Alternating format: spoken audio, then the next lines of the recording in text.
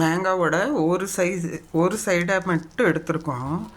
எடுத்துகிட்டு அந்த பல்பை போட்டு ஐஸ்கிரீம் உள்ளே போட்டு கேர்டு 1/2 லிட்டர் சில்லுன்னு போட்டு 3 மிக்ஸ்டு ஐஸ்கிரீம் குவாலிட்டியோடது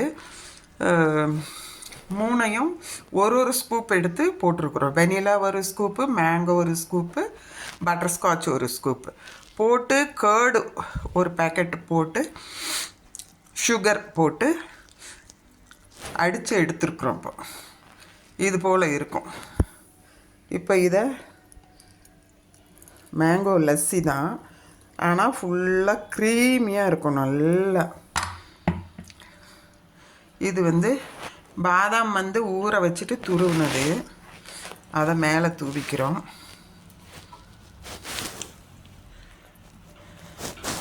தூவிட்டு இது அலங்காரத்துக்கு மேங்கோ லஸ்ஸி தேவகீஸ் கிச்சன்லேருந்து.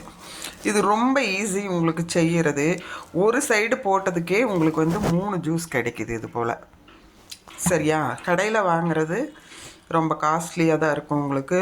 இது மாதிரி இது மேங்கோ டிலைட்னே பேர் வச்சுக்கலாம். ஏன்னு கேட்டால் 3 குவாலிட்டி ஆஃப் ஐஸ்கிரீம் போட்டிருக்குறோம். ஒரு ஸ்கூப்பு. ஒரு ஸ்கூப்புனா அளவான கரண்டியில் தான் போட்டிருக்கிறேன்.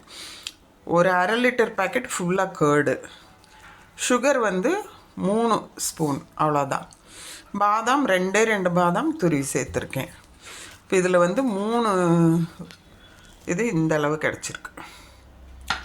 உங்களுக்கு காஸ்ட்லியாக இருக்கும் கடையில் இது மாதிரி லஸ்ஸி சாப்பிடும்போது. அதை வீட்லேயே செய்து சுகாதாரமாக சாப்பிடுங்க. பாய். சப்ஸ்கிரைப் பண்ணிவிட்டு பாருங்கள் என்னோடய சேனலை. Please please please.